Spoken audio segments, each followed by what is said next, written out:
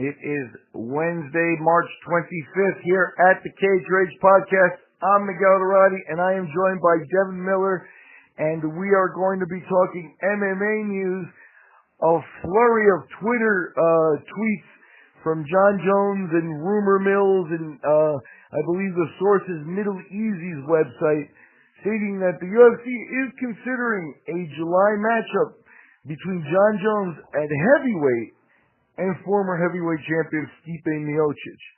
Now, that's a little bit different than any of the matches that have been floated in the recent, conversations. Jones basically relegated to 205 until this rumor hit. Devin, we've been talking about Jones at 205 for a long time, but at heavyweight for a long time, beyond 205. And, but we were never sure when are they going to pull the trigger. If they do for July, is that good news or bad news? How do you see all this? Well, the first thing that came to mind when I seen this is I think it's likely, and it also is going to throw light heavyweight into the mix of divisions that are kind of up in the air right now. You've got everything going on with flyweight being just uncertain if that division's even still going to be there. Cejudo's moving up, it looks like, to fight Moraes. You got the bantamweight division just took a big hit with their champion relinquishing the belt and getting suspended, and now it looks like there's going to be a vacated title on the line in June between Moraes and Cejudo.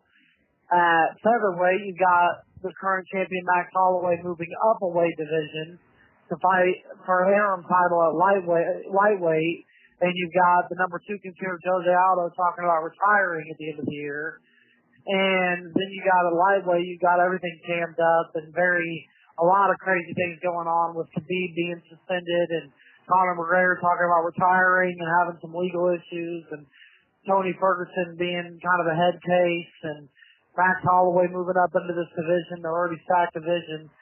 And now you're going to throw in light heavyweight with the current champion of that division now talking about going up a weight division. So this will be the third champion right now going up a division, and 2 of the champions are suspended. So that's just throws a lot of chaos into a lot of these different divisions.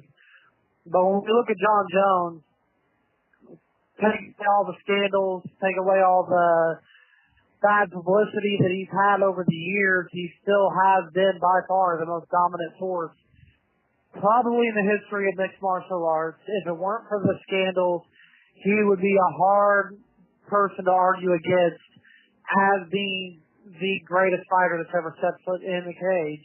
When you consider his long line of work, the fact that nobody's ever beat him, 2 wins over Daniel Cormier, 2 wins over Alexander Gustafsson, the long lines of Brazilian legends, and Quentin Jackson that he has on his resume, and Rashad Evans in his prime. And moving up to heavyweight has been only a foregone conclusion, especially as he gets older. I think Stipe Miocic is a perfect welcome fight to that division. It'll be a good fight for International Fight Week in July, is when they're aiming for this at UFC 239.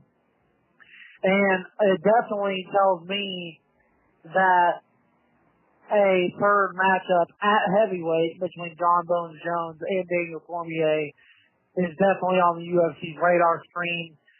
Daniel's talking about waiting it out into fighting Brock Lesnar later on this year. If Brock can get in the cage, Brock's going to be wrestling at WrestleMania, still has some WWE obligations going on.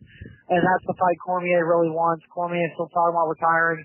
I think the UFC's still aiming for a third Jones-Cormier fight at heavyweight now. But the biggest question for me is what happens with light heavyweight now. So that's where I'm at. Yep, there's a ton to go over with the news. But first of all, for Miocic, I think, you kind of get into a bittersweet situation here, because the guy, when he lost the belt, was already being talked about as the champion who had defended it the most times at heavyweight and things like that. And also, he's a good soldier and stuff, in terms of the way, we were never worried about him. Hey, he ran back to the car. He was running away from an accident to grab a fistful of cash. That's not the Stipe Miocic story. He was a fireman, and the hard-working blue-collar guy, who put in the training and stuff like that. So he has a real nice different story. But here's the deal: is he deserved a rematch, and So how do you justify not giving him a rematch? Telling him, hey, you got to fight those Santos, so you got to fight one of those guys. That becomes a situation where he's just being put right back in line, and that's not going to sit well. And it's all of a sudden just something where they're not treating their champion correctly. The only difference with offering the Jon Jones fight is that it should come with a transcendental paycheck. It should be something where he knows more or less what he made for the last Cormier fight. He should, because he lost at the end of the day, he shouldn't be counting on much of a pay raise. So, he knows around the neighborhood he's due. Now come in and say, hey, you're going to get Jones, but it's going to be double the money. Miocic has to pay attention to that. He has to say, all right, we'll forget about the title shot for now and stuff, but I want a title shot next or whatever. But it is going to be the money that the Jon Jones match can generate for him that sort of cleans the Miocic situation up. It's not optimal, like I said. The optimal situation may have seen him, actually fighting Cormier for the belt, and then you can use Jones to fight Lesnar. But in this scenario, you're giving Jones a hard and a real tested heavyweight. So it is the signal of a permanent move to me, and I think that that's in the long run good. At light heavyweight, I think you've still got a lot of young talent there, and it would be a shame to line them up and feed them to Jones. Let them all figure things out amongst themselves without Jones. So I think overall, we've got some good news, depending on, when we get DC and Lesnar. I was glad that you just brought up Stipe because I didn't really talk anything about Stipe when I was talking, and I'm glad that you covered him a little bit. And one thing I will say about this is he does deserve a title rematch. He does deserve a chance to avenge that loss. He was a great champion. That just shows how turbulent that division is right now, and always has been. That he defended that belt 3 times, and that was enough to break the record for the most title defenses at heavyweight. But I will say this, I think he's going to jump all over this fight, not only to headline one of the biggest cards of the year in July at International Fight Week in Las Vegas, but I'm going to kind of echo what Alexander Gustafsson said in the lead up to his second fight with Jon Jones. Beating Jon Jones is worth more than winning a title. And for Stipe to have that chance to be the guy to welcome Jones at heavyweight and to pull off that win, I think that's bigger than him winning his belt back against Daniel Cormier in terms of his legacy, is to be the first guy to finally beat Jon Jones. I think that's huge for somebody. And Stipe actually has a better chance than maybe anybody yet next to Daniel to actually getting that done. And I still think that he'll open up as an underdog. I would have him as an underdog, but I think that he's got a good shot. And I do think that he's also going to get paid more for this fight. The question there's a bunch of questions that I have, though. You brought up all the young contenders at light heavyweight, and I agree. But my question is, do they make an interim title belt? Thiago Santos looked like he was on the verge of possibly getting Jones next. Obviously, they've decided to go a different route with Jon Jones, which doesn't surprise me. But do they make Anthony Smith and Gustafsson an interim title fight with Jones moving up, or do they leave Jones the champion and see how it plays out in July with Stipe, or do they put Santos in there with maybe a Dominic Reyes or somebody for an interim belt? That's all yet to be seen. But I think that does leave a little bit of questions at that division. Or is Jones going to be the first guy that's going to try to go back and forth and try to win both belts and defend both belts and just continue adding on to his legacy? It's all yet to be seen. But this is, I think this was inevitable news. There's also been talk about Anthony Rumble Johnson. I said that he would come out of retirement for one fight, and it would be against Jon Jones at heavyweight. So I think Jon Jones, we talked about this after Jon Jones' fight with Anthony Smith, that the most intriguing matchups for him are going to be at heavyweight going forward. Whether it's Stipe, Daniel, a Rumble fight if he came out of retirement, or a Francis Ngannou.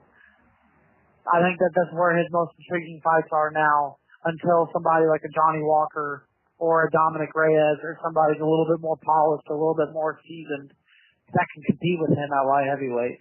No, I think the light heavyweight division is better off without Jon Jones at this point. It's been like a logjam under him before, the guy's not even ready to face him kind of thing.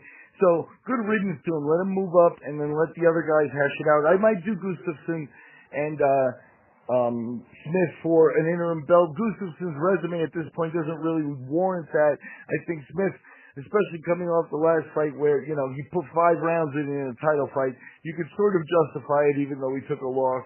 It wouldn't be a situation where you have like, the Daniel Cormier thing where it's like he's a replacement champion. That's why you have to make it that Jon Jones moves on.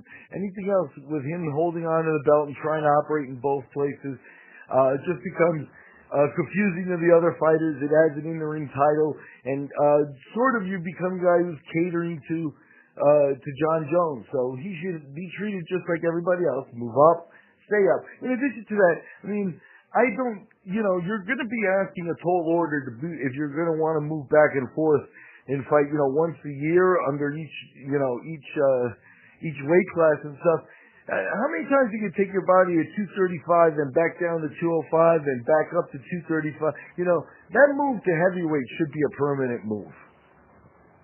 I agree, and I think he's going, and this is the scary thing, and some people might disagree with me, but I think Jon Jones is going to be not only massive as a heavyweight, but I think he's going to be better as a heavyweight. I think he's going to have more power in his strikes. I think that he's going to be a fast heavyweight. I think that he's got the height, he's got the length, he's got the natural size, the frame. I think that heavyweight, I think you're right. I think that he should just make this a move to heavyweight. And I do think that there's going to be more danger for him there. In particular, a seasoned Francis Ngannou with better wrestling is the type of fighter I've always thought could potentially be the guy to beat Jon Jones, or a Rumble coming out of retirement. But the thing with Rumble is he's had a problem being a quitter in the past. But Jon Jones is going to have a little bit more of an issue. I've always thought somebody like Francis Ngannou is the style of fighter that can beat him, is somebody really big that can just drop him and has the power to really, really hurt him. But Jon Jones' move to heavyweight, I think I think it's the perfect time for it to happen. And I agree with you. I think the idea of going up and back down and up and back down, that's why I've said that I don't think Daniel Cormier is going back down, no chance. Not only is he 40 years old, but he's probably in the 250 range now that he's gotten comfortable up there at heavyweight. Exactly. And I think Jon Jones is going to be probably in the 240 range. Bigger, stronger than we've ever seen him before.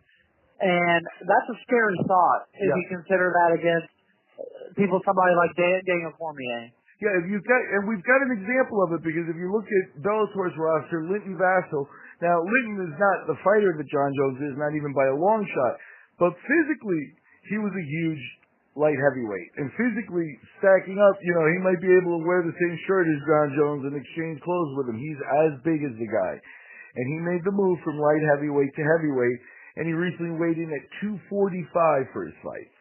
And that might be about an idea of what you might get out of a Jon Jones who's not having to worry about getting down to 205. So yeah, I think it is a scary proposition, but I think that up there you're talking about guys that are going to look at that and look at it as a challenge that they want to face. At this point, he's probably got the rest of 205 intimidated, or, with the syndrome of, I'll take the title shot, and, if I break through, I break through. If not, I've got the payday, and everybody loses to Jon Jones, So it is a good situation. Like you talked about, I think it is the perfect time.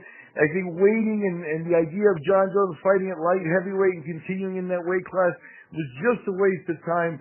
And Miocic presents himself as the perfect opponent. So I do hope they seal this deal, they get this done, and then we have a July main event. Anything to wrap up with, Devin? Well, that's one thing I wanted to bring up that I'm glad you touched on when you said the two words main event is, will this be a main event? Because we were thinking Conor McGregor versus maybe a Nate Diaz, somebody would be the co-main event. He was talking about coming back for July, and now he's in legal issues. In a dispute with the UFC, talking about not coming back, talking about retiring. It's hard to think that they're going to have this huge show in July and not have not have a title on the line. And even though I do believe Stipe and Jones is main event quality, undeniably, it'll be a really big show if this is going to be the co-main to an even bigger main event. I've got my fingers crossed that it's something like a DC Brock, or what I really hope is that somehow Khabib gets his suspension drawn back and they go ahead and do Khabib and Tony. But I don't think Khabib's going to fight in Vegas. And I don't think Brock's going to be ready. I'm not even sure if he's in the USADA testing pool. And other than that, this might be the main event, because is there a fight that's bigger than this that could be a main event other than maybe tomorrow versus Colby? Could possibly be the main event with Jones and Kamaru's coming off the surgery too, so that would be difficult. To me, I believe this way. I think Jon Jones is also in the process of rehabbing it. He's not a squeaky clean guy right now, but for right now, he's useful to the UFC as a foil to McGregor, because for all intents and purposes, McGregor came over the ocean to negotiate that July fight. That's what he was talking about. And he thought, hey, they're going to give me a piece of the company, or I'm going to get a big paycheck. He thought maybe in his head, they don't have any other options. So yesterday, he got the news, hey, you're not getting a piece of the company. And he goes ahead and says, hey, I'll retire. The retirement message hasn't gone exactly the way McGregor wanted it. I think a lot of people have been saying, this again, instead of, oh, please come back, which is, I think, the reaction that he sort of expected. So now, Jon Jones becomes perfect as the main event for the UFC because they don't need McGregor. And I would reiterate the point that I made before. I strongly doubt Lesnar and DC on the same card as Jones and Stipe, yes, I can see that. And then you have the DC fight as the main event and Jones as the co-main event. Jones doesn't give you the same problems of McGregor of ego, where you'll be like, hey, I'm not the co-main. And he'll let that happen. He's going to get paid. He doesn't really care that way, I don't think. But again, with McGregor, they get to say, no, we got Jon Jones. And they were never going to do Jones and McGregor on the same card. I just don't see that happening. That's not something, those are two separate sales streams that they know that they're going to get paid for if they keep them separate. So I'm not sure. I think this is a direct saying to Conor, hey, no, we're moving on. What are you doing? Yeah, and I think that if they were going to do a International Fight Week card in July without a title on the line, it would have been a huge card if if Conor came to negotiate the fight that night and they planned on having Conor and Diaz as the main event with Stipe and Jones as the that would have been massive. And they didn't even have to bring a title. They didn't even have to make sure a title's on the line for it. The only X factor here is that the bottom line is Jon Jones is the GOAT, right? He's the best of all time. He's the guy moving up and stuff like that. And the UFC can do whatever they want. Could you justify an interim title shot for Jon Jones? I think so. Now, Miocic, as the former champion and a guy who's been bucking for a rematch, is he the light end, or does he justifiably deserve some type of interim shot if they're going to consider it? So they could make that an interim fight, and that would head more towards the direction that you were talking about at the beginning of the podcast, which is their end game. If you have an interim shot, then, hey, eventually the winner is going to have to fight the real champion, and that sets up your Jones-DC fight. Yeah, I agree. And Jones and DC, if Jones wins this fight and the Brock Lesnar thing falls through with DC don't have anywhere to hide. He don't have anywhere to run. Like, DC's going to have to take on that Jones fight or retire. And I think if Jones wins this fight with Stipe, the Brock Lesnar fight falls through, and DC's left there to either retire or fight Jon Jones. He's going to have no choice but to fight Jon Jones because that's going to be a public perception nightmare if he just retires and refuses to fight Jon. So Jon's doing this for a reason. I think the ultimate end game is another fight with Daniel Cormier and just solidify his legacy, beat him at not only light heavyweight but at heavyweight. And I think that's the ultimate end game for not only Jones but also for the UFC. And Daniel can't really say anything because he's the heavyweight champion, so he knows that they're all going to be gunning for him. And we're talking about movement in the heavyweight division as there are strong rumors the UFC is considering moving Jon Jones up for the July time frame. A match with Stipe Miocic awaits him. I've been joined by Devin Miller, our MMA analyst here at the CRP, to talk about what this can all mean for the UFC's immediate future in the next few months.